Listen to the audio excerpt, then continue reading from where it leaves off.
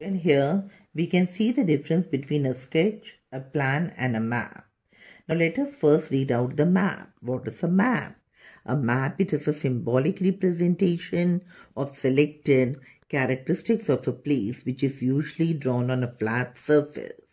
Okay, then it is although most commonly it is used in geography, like maps, they represent any space, the real or imagined, without regard to context or scale. Okay, then examples are here like brain mapping. For all these purposes also we can use the map.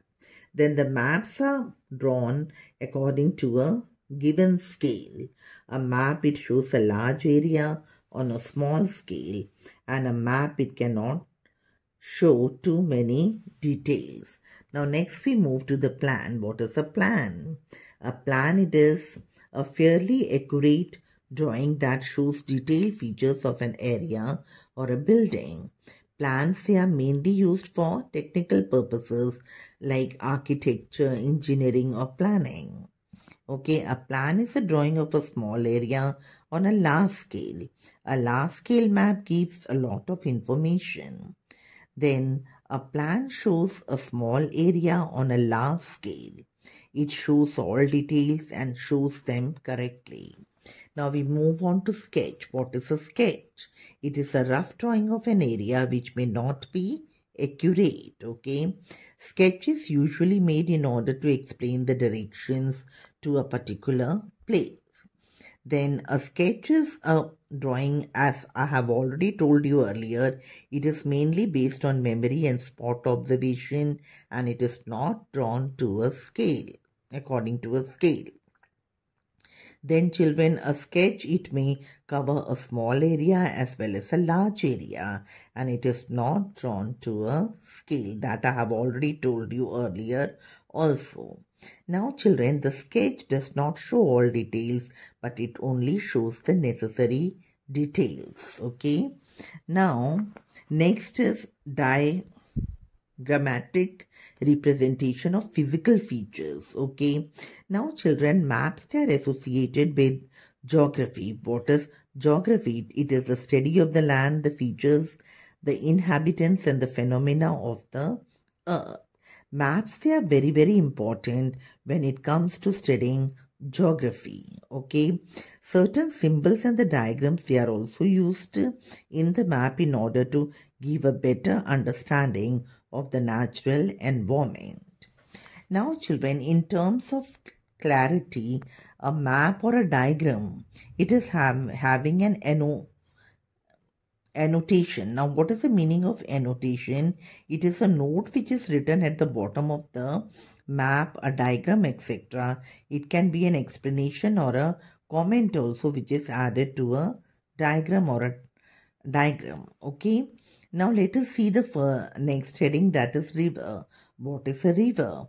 A river, it is a natural flow of water or stream of water which pours through the land and goes in the sea or meets the sea in the end. Then we are having the next, and that is meander. Now children, what is a meander? It is a winding curve in the course of a river. Okay, you can see over here, you can see the diagrams and you can see the various parts of the diagram. Okay, then let us move on to the next heading, and that is anticline. Okay, now children, what is anticline? It is an upfold in rocks resulting from compressive stresses in the earth's crust. Compressive means as a result of pressure. Okay, then syncline. It is a downfold in the rock resulting from compressive stresses in the earth's crust. This is the upfold, this is the downfold. So this is the syncline, this is the anticline. Now let us see the next heading, and that is tributary. What is a tributary? A tributary, it is a stream or a small river which joins a large river.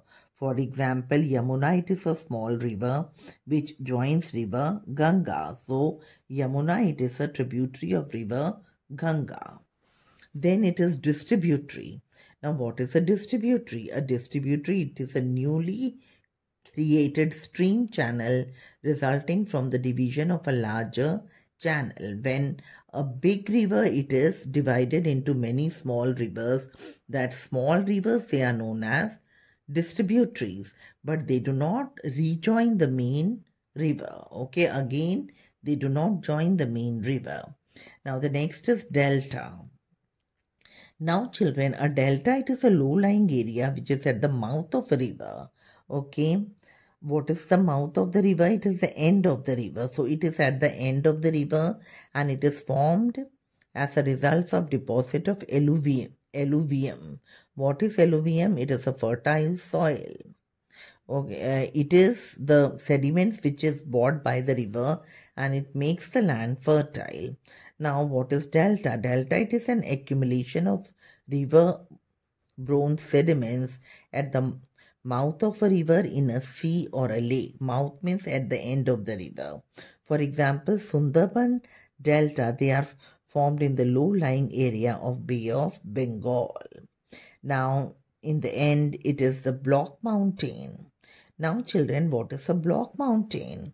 It is a structure which is formed when the surface of the earth, it is divided into the blocks of different elevation. Elevation means height. Okay, when a disturbance is there on the surface of the earth and some of the